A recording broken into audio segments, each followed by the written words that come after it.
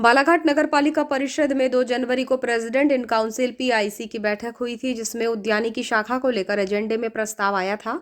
यही कुछ नगरपालिका अध्यक्ष ने मीडिया के सामने भी कहा, लेकिन 6 जनवरी को नगरपालिका कार्यालय के सूचना पटल पर जो एजेंडा चस्पा था, उसमें प्रस्ताव कुछ और ही थे, जो पार्षदों के बीच चर्चाओं का कारण बना रहा। कहा जाता रहा कि आखिर इन प्रस्तावों का उल्लेख करना उचित क्यों नहीं समझा गया, जबकि इस पर चर्चा हुई होगी। लेकिन पीआईसी की बैठक के बाद नगरपालिका अध्यक्ष ने मीडिया से चर्चा करते हुए ये नहीं बताया कि एजेंडे के प्रस्तावों में उद्यान शाखा के अतिरिक्त भी प्रस्ताव शामिल किए गए हैं। यही वजह है कि पारदर्शी तरीके से कार्य करने का दावा करने वाली परिषद पीआईसी के बहाने विपक्षी पार्षदों के निशाने पर आ गई है। नगरपालिका परिषद में पीआईसी की बैठक 2 जनवरी को हुई थी, जिसमें प्रस्ताव रखे गए थे। उसमें केवल उद्यान शाखा के ही 7 प्रस्तावों को शामिल किया गया था। इसका पत्र भी है। प्रस्तावों के तहत वृक्ष कटाई छटाई, क्षतिपूर्ण शुल्क निर्धारण, ग्रीन वेस्ट हटाने, ट्रैक्टर ट्रॉली और कचरा गाड़ी की स्वीकृति, मोती गार्डन में नर्सरी निर्माण, पीपल और बरगद जैसे विशेष मान्यता वाले वृक्षों की कटाई छटाई के लिए 10 सदस्यीय समिति बनाने और अनुमोदन के बाद ही कटाई छटाई का कार्य करने के लिए प्रस्ताव रखे गए थे। खास बात यह रही कि इस पत्र में उद्यान शाखा के अतिरिक्त और कोई भी प्रस्ताव पीआईसी की बैठक में नहीं लिए जाने की जानकारी नगरपालिका अध्यक्ष ने मीडिया से चर्चा में दी थी। उनसे सवाल भी किया गया था कि और कोई प्रस्ताव क्यों नहीं लिए गए। आइए आपको सुनवाते हैं बैठक के बाद उनका दिया गया बयान। उसके अलावा उद्यान शाखा के कुछ प्रस्ताव थे, जिनमें उद्यान में एक नर्सरी बनाने के लिए प्रस्ताव पारित हुआ है। वहाँ एक नर्सरी जो हमारे शाखा प्रभारी के द्वारा डेवलप की जाएगी, उद्यान से संबंधित औजार खरीदने के। और उसके अलावा उद्यान शाखा का यहाँ जो रूम हम उन्हें अवेलेबल करवाएंगे, उसमें प्रिंटर, कंप्यूटर और कुछ फर्नीचर्स के। भाई पेड़ कटाई को लेकर भी एक समिति बनाई गई है, क्या जी, ये भी उद्यान शाखा का ही प्रस्ताव है। इसमें अभी तक हम जो भी पेड़ कटाई छटाई के लिए भेजते थे वाहन और हमारे कर्मचारी, तो ये फ्री ऑफ कास्ट किया जाता था, निःशुल्क होता था, जबकि एक रिस्की वर्क होता है। तो अभी हमारी पीआईसी में ये प्रस्ताव के रूप में आया, तो इसमें अब चार्ज लिया जाएगा पर पेड़ की छटाई और कटाई के हिसाब से। कितनी सदस्यीय समिति? 500 ये 10 सदस्यीय समिति है कि पहले जाके उसका स्थल निरीक्षण करेंगे। हमारे पार्षद और हमारे सभापति हमारे बीच के लोग ही रहेंगे। इसमें पेड़ की छटाई के लिए 500 रुपये और कटाई के लिए 1100 रुपये की राशि निर्धारित की गई।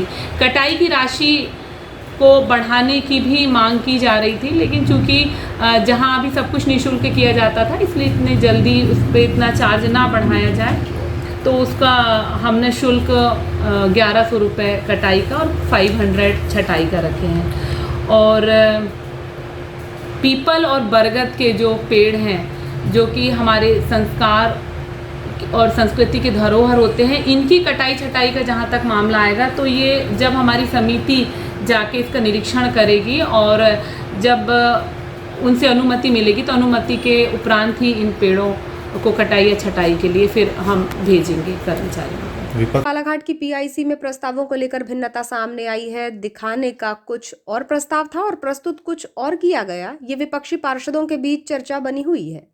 एजेंडे के प्रस्तावों को नगरपालिका सूचना पटल पर चस्पा किया गया था। इससे ये बात सामने आई। दरअसल जो प्रस्ताव चस्पा हुआ है, उसमें विभिन्न एजेंडे शामिल किए गए हैं, जैसे निकाय क्षेत्र के तहत मुख्यमंत्री शहरी अधोसंरचना विकास योजना भाग 4 के तहत विभिन्न वार्डों में विकास कार्य के लिए निविदा आमंत्रण, 38 लाख की राशि से स्वच्छ भारत मिशन के लिए 3 डिसलंजिंग वाहन खरीदी किए जाने का प्रस्ताव, दीनदयाल रसोई के संचालन के लिए निविदा बुलाना, वैनगंगा नदी के पुल पर शटर लगाकर 6,50,000 की लागत से स्टॉप डैम का निर्माण किया जाना, नल जल योजना के तहत शहर के सभी 33 वार्डों में नवीन नल कनेक्शन पर डिमांड क्रमांक जारी कर नल कर की वसूली किए जाने सहित अन्य प्रस्तावों को पीआईसी की बैठक में रखा जाना बताया जा रहा है।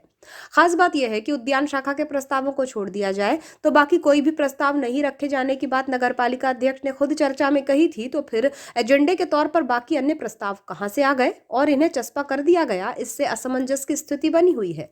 विपक्षी पार्षदों के बीच चर्चाएं चलती रहीं कि जब ये प्रस्ताव पीआईसी में आए ही नहीं तो फिर चस्पा कैसे कर दिए गए। खास बात यह भी है कि अब तक पीआईसी की बैठक के पूर्व एजेंडे की कॉपी सार्वजनिक कर दी जाती थी, जो मीडिया को भी पता चल जाती थी, लेकिन एजेंडे की जो कॉपी सामने आई है उसमें केवल उद्यान शाखा से संबंधित प्रस्ताव ही हैं। सवाल ये भी उठता है कि नगरपालिका अध्यक्ष भारती ठाकुर की अगुवाई वाली बालाघाट नगरपालिका परिषद पारदर्शी तरीके से कामकाज का दावा तो करती है, तो फिर एजेंडे के प्रस्ताव में एक रूपता क्यों नहीं आई? यही कुछ विपक्षी पार्षदों द्वारा भी कहा जा रहा है। यही वजह है कि दो अलग अलग एजेंडे के पत्र से परिषद के भीतर तरह तरह की चर्चाओं का दौर जारी है।